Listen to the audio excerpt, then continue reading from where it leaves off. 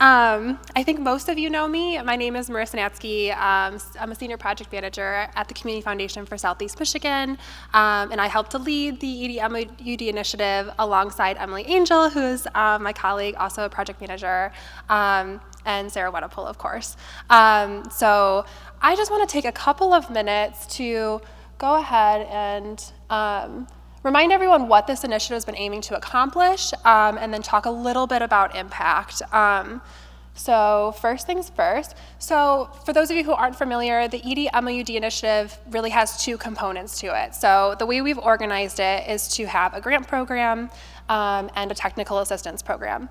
So for the grant program, the hospitals that participate are asked to follow a work plan made up of 5 objectives or milestones, which I'll talk about more later.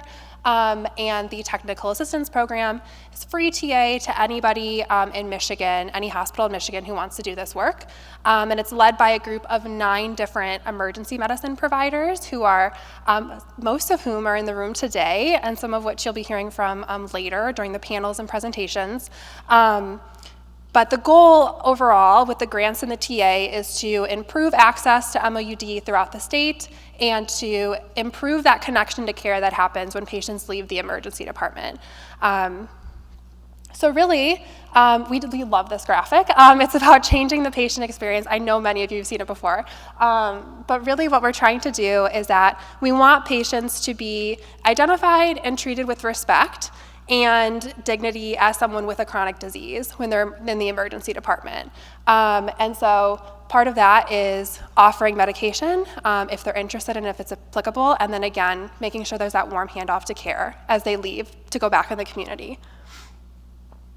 So as the director mentioned, we're really proud to say that we started out the first grant year with about 6 hospitals doing this work, and we're really proud to say that we have engaged half the hospitals in the state at this point, and they've participated in the grant program in TA. So as she mentioned, that spreads across the state, all 10 prepaid inpatient health plan regions. Representatives from across the state are here today as well.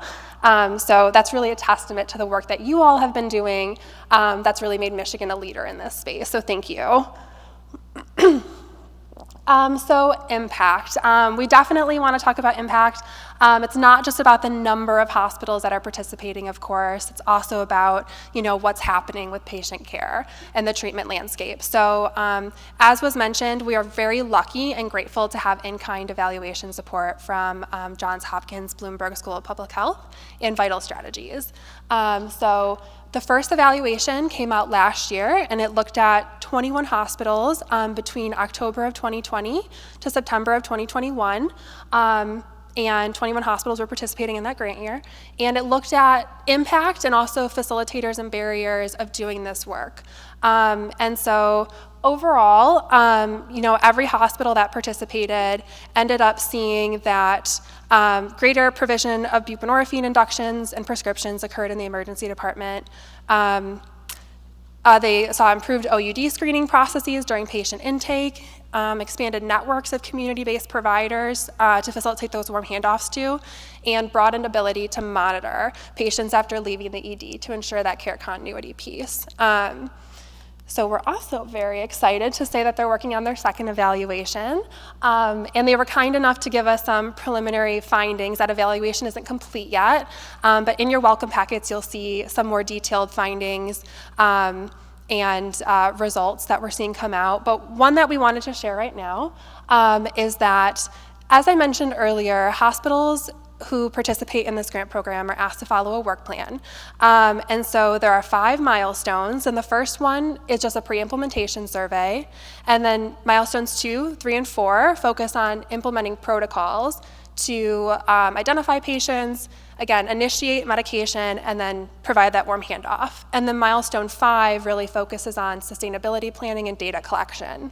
So not surprisingly, what the results are already starting to show are that the hospitals who completed more milestones are also more likely to establish MOUD as a standard of care and see improvements in patient care. And so some of those statistics are on the slide, but they're also, again, in your welcome packet. Okay, and then so as the director also mentioned, we did conduct a racial equity pilot training. So the other evaluation that Hopkins and Vital are working on looks at this training, this pilot training. So as many of you already know, there are devastating racial disparities in the state of Michigan in the OUD treatment landscape. And so to help address these disparities, Vital Strategies and the Community Foundation partnered with New Detroit, which is a racial justice organization in the city of Detroit.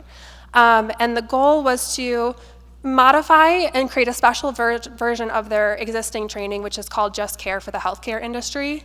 And the very specialized version was focusing on providing education on racial bias concepts, the historical mistreatment of Black patients in medicine, and disparities in OUD treatment and outcomes.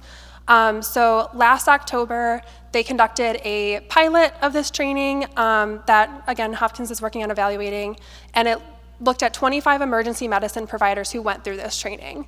And so while 25 is it's a really small sample size, and it's hard to see statistical significance with those results, what we do see is that in the pre and post assessments, it looks like each provider did appear to change some of their beliefs and became more knowledgeable about key concepts and disparities.